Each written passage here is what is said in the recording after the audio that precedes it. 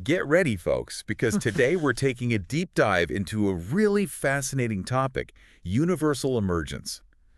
We're going to be exploring how everything around us, from the stars in the sky to life itself, emerged from simpler beginnings. It's really a journey through time. Yeah. Starting with the Big Bang and kind of tracing the emergence of increasingly complex structures and systems, like layer by layer. Yeah. And our guide for this journey is The Emergence of Everything by Harold J. Morowitz. All right. And he lays out, get this, 28 steps of emergence. 28 steps. Wow. We've also got some really fascinating scientific papers and historical accounts to kind of add into the mix here. Yeah, we might not get through all 28 steps today, but we'll hit the highlights. Yeah. The most mind-blowing ones, for sure. The ones that really show off how powerful this concept is in explaining how the universe ended up the way it is now.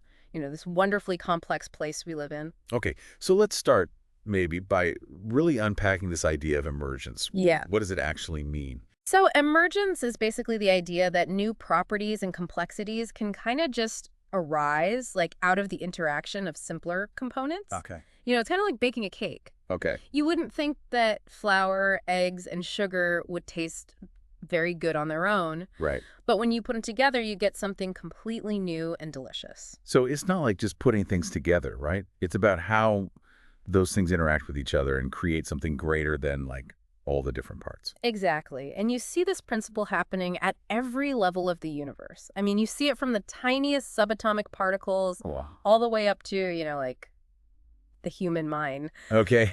Yeah, now I'm starting to see the big picture here. Yeah. So let's start at the very beginning, Okay. the Big Bang. Right. So the way scientists understand it now is that the universe began in this really hot, dense state, basically like a soup of subatomic particles and energy. Okay. And as this soup expanded and cooled, the first structures started to emerge. So how did we go from this like chaotic soup to something organized like stars and galaxies? Well, it all comes down to, and this might seem really insignificant at first, but density fluctuations. Just imagine that soup wasn't completely the same everywhere. Right. Like there are some areas that had a few more particles clustered together than others. Okay, I can picture that. So how did these little clumps of particles become the seeds for, well, everything? Well, those areas that had a slightly higher density, they also had a bit stronger gravity. And gravity, we know, pulls things together. Right. So over these huge, vast periods of time, these clumps attracted more and more particles. They eventually became these huge clouds of hydrogen and helium. Okay, so we've got these giant gas clouds. Mhm. How do those turn into stars? So as these clouds collapse under their own gravity, the pressure and temperature right at their cores, they increase like crazy. Okay. Eventually, it gets to a point where nuclear fusion just ignites. Okay. And boom, you've got a star.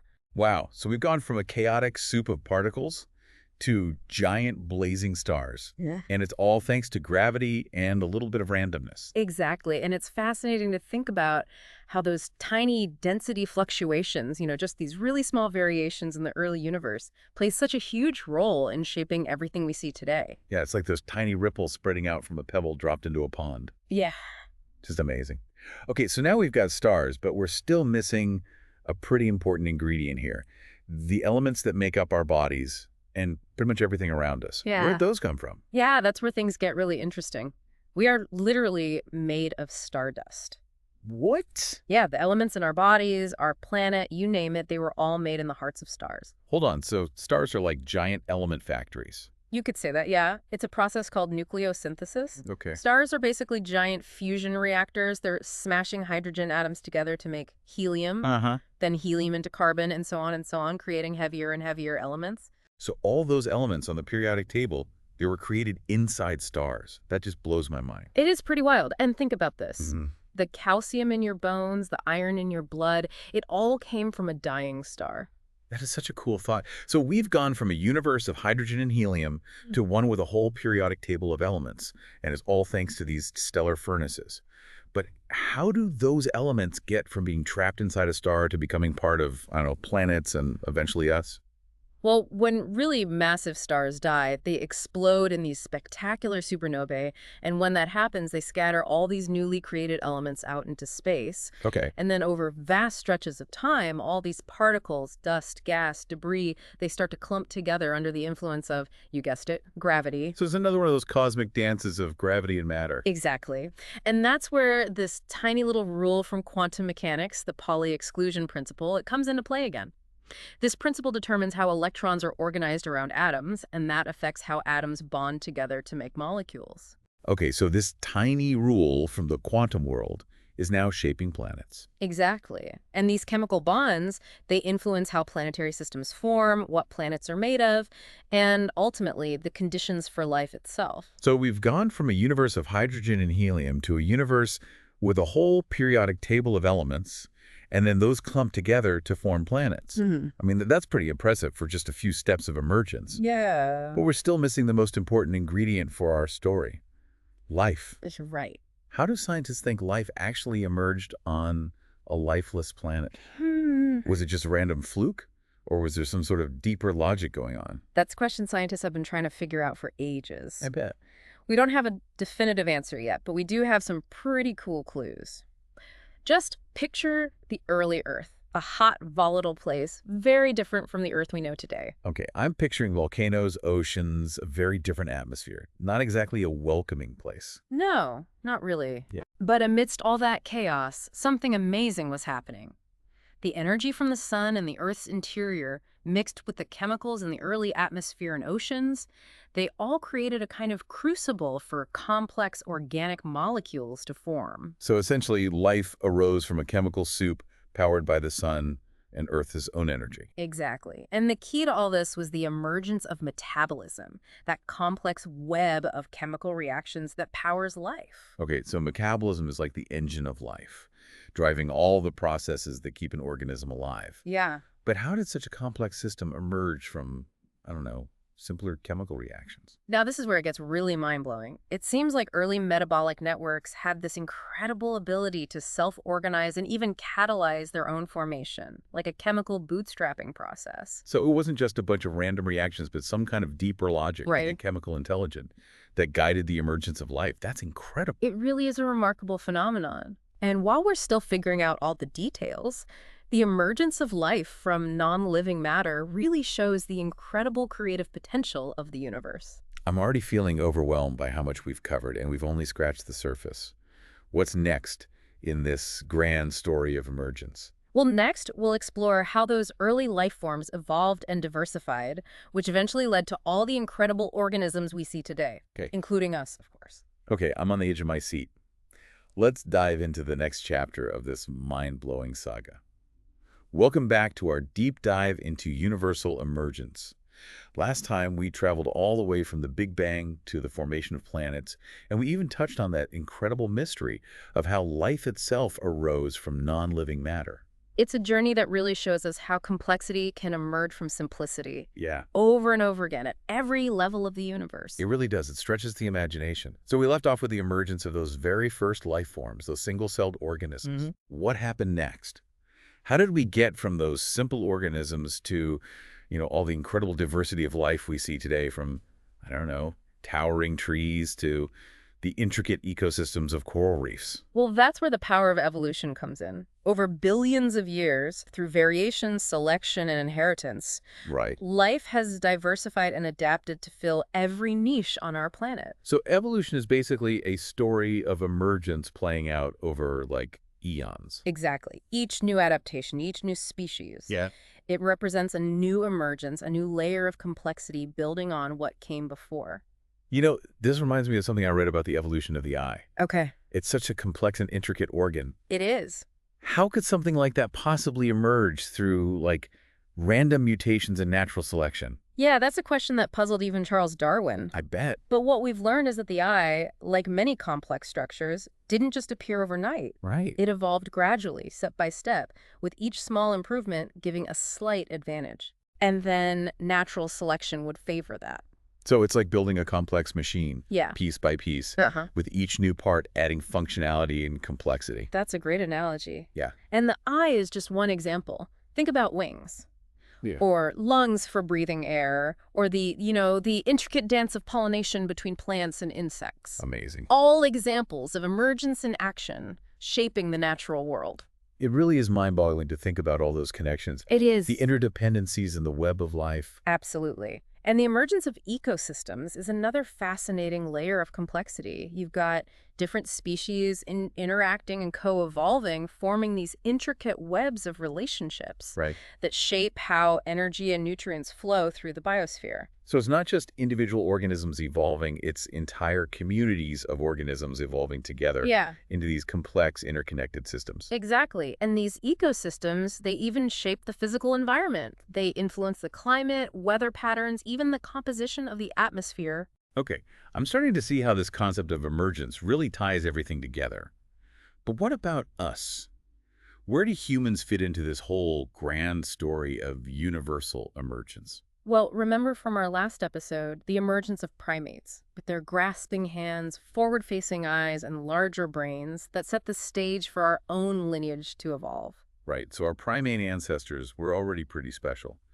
What were some of the key, emergences that led from those tree-dwelling ancestors to us? One of the biggest was bipedalism, basically walking upright on two legs. Okay. This freed up our hands for carrying tools and food, which allowed us to exploit new resources and adapt to new environments. So walking upright was like a major turning point. Absolutely. And it also had huge implications for our brains.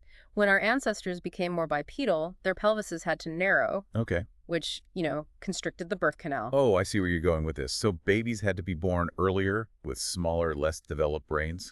Exactly. And while that might seem like a bad thing, it actually had a profound impact on our evolution. Well, human infants were now born helpless and dependent, needing more care from their parents. So this pushed our ancestors to become more cooperative and Yeah. social, right? To develop stronger bonds and better ways of communicating. Precisely.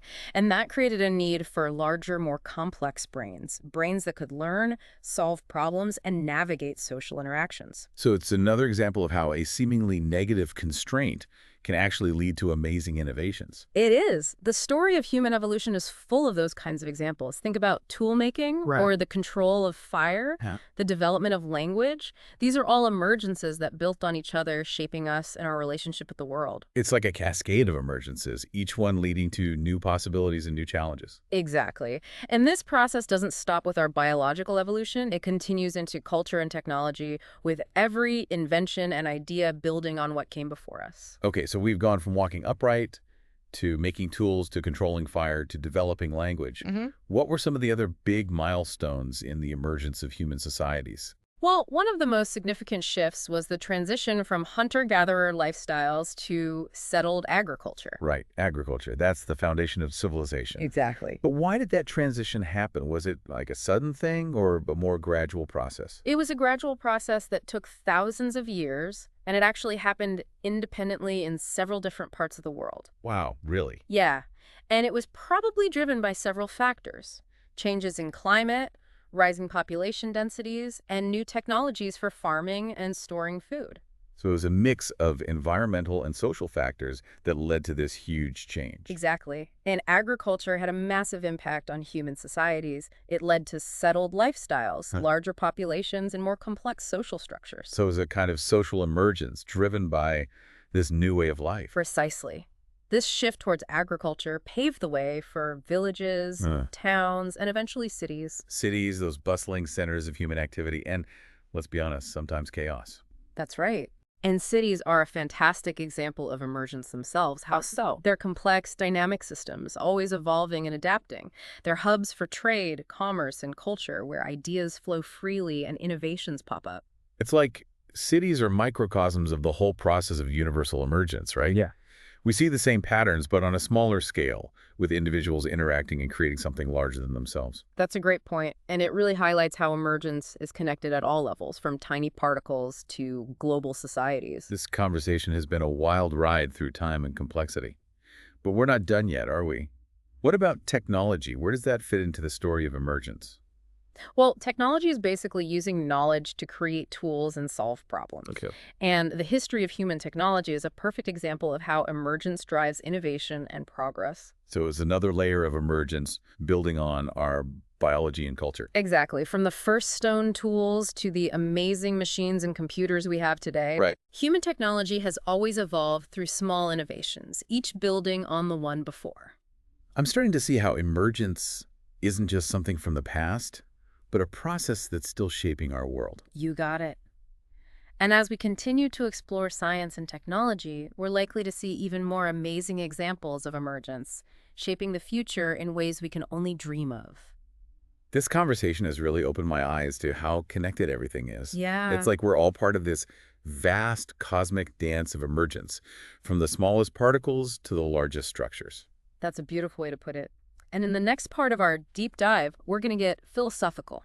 Ooh. We'll explore what this all means for how we understand ourselves and our place in the cosmos. Okay, I can't wait to dive into those deeper questions. This whole conversation has been mind-blowing so far.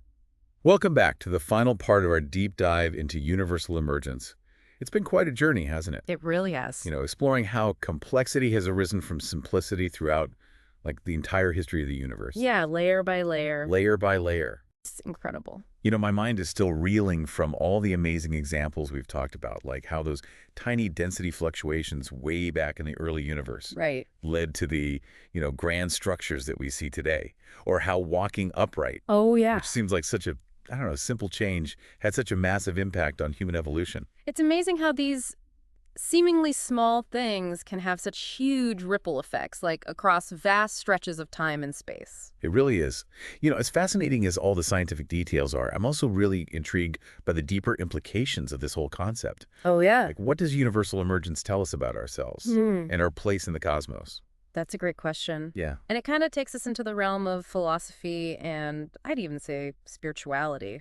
I'm all ears. Let's Yeah. dive into those deeper waters. Okay, so one of the most profound things about universal emergence is that it challenges us to see the world not as a bunch of separate things, but as this dynamic, interconnected web of relationships. So it's not just about understanding the individual parts, right? It's about seeing how they all fit together into a larger, like, ever-evolving whole. Exactly. And this interconnectedness, it goes beyond just the physical world. Wow. It includes the mental, the social, the cultural, all those layers that make up the human experience. So it's not just about atoms and molecules. It's also about, like, ideas, beliefs, values, relationships, those things that really make us human. Exactly. And when we look at the world through this lens of emergence, Right. we start to see patterns and connections that we might have missed before, like how neurons interact to create consciousness, how individuals form societies, or different species create ecosystems. These are all examples of emergence at different scales. Yeah, it's like we're seeing the same principles at play no matter how complex things get. That's right. And this realization can be, well, kind of humbling. How so? It reminds us that we're just a small part of this vast, complex universe that we can't even fully grasp. But it's also empowering. It suggests that we have the potential to shape the future through our choices and actions. So it's not just about what has emerged, but also what we choose to emerge next. Exactly. And that leads to a really important question. Okay, what's that? What is our role as conscious beings in this whole creative process? Are we just along for the ride, or can we actually steer the ship?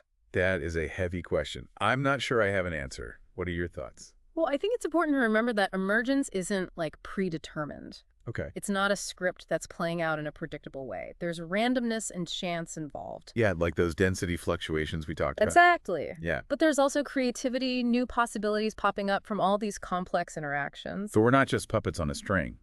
We have some say in how things unfold. I believe we do. Our choices, actions, ideas, they all contribute to how the universe unfolds. A powerful thought. And while we can't predict the future, we can choose to act in ways that are in line with the principles of emergence. Okay, so how do we do that? How do we align ourselves with this idea of emergence? Well, I think it starts with recognizing our interconnectedness. We're not separate from the web of life. We're a part of it. So we have to act with awareness, responsibility, and like a deep understanding that everything's connected. That sounds like a tall order. It is a challenge, but I think we're up to it. I mean, just look at us having this conversation, reflecting on our place in the cosmos. Right. It shows the incredible potential we have. You're right. It is pretty amazing when you think about it. Yeah. We are the universe becoming aware of itself. reflecting on its own existence, pondering its own future. And that realization comes with a huge responsibility. I could see that. We have the ability to understand emergence, and we can act in ways that shape the future. So, what kind of future do we want to create? Wow, that's a question for all of us to consider. This whole deep dive has really opened my eyes, helped me see the world in a whole new way. I've realized how much we still don't know, but also how much potential we have to learn and grow and build a better future. I couldn't agree more. I hope our listeners feel the same way. Well, as we wrap up our deep dive into universal emergence, I'm just filled with this sense of awe and wonder and a deeper appreciation for how everything is connected. It's been a pleasure exploring this with you. Likewise. And to our listeners, thank you for joining us on this journey. We hope it sparked your curiosity and inspired you to see the world with new eyes. Until next time, keep exploring the wonders of the universe.